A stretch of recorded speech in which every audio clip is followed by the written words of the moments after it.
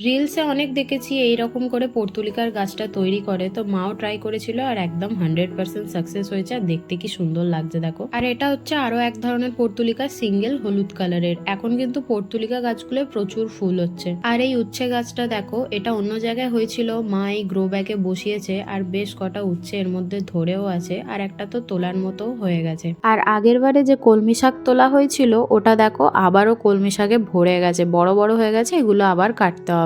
কলমি শাক কিন্তু একবার বসালে বারবার খাওয়া যায়। আর মা কুমড়ো গাছ তুলেছে মাচার মধ্যে, তো বেশ কিছু কুমড়ো সমেত ফুল হচ্ছে, আর একটা কুমড়ো ধরেওছে আর এতটা বড়ও হয়ে গেছে। আর আগের বছরে রক্তগাঁদা গাছের কিছু বীজ রেখে দিয়েছিল মা, সেগুলো ছড়িয়ে দিয়েছিল। আর দেখো ছোট ছোট চারা হয়েছে, সেগুলো এক এক করে এক একটা মালাতে বসিয়ে দিচ্ছে নারকেলের। মা কিন্তু কিছুই ফেলে না, সবকিছুই গার্ডেনিং এর কাজে ঠিক কাজে লাগিয়ে নেয়। এগুলো একটু বড় হয়ে গেলে আবার ফাইনাল রিপোর্টিং করে দেবে। তো চলো আজকের মতো এইটুকু।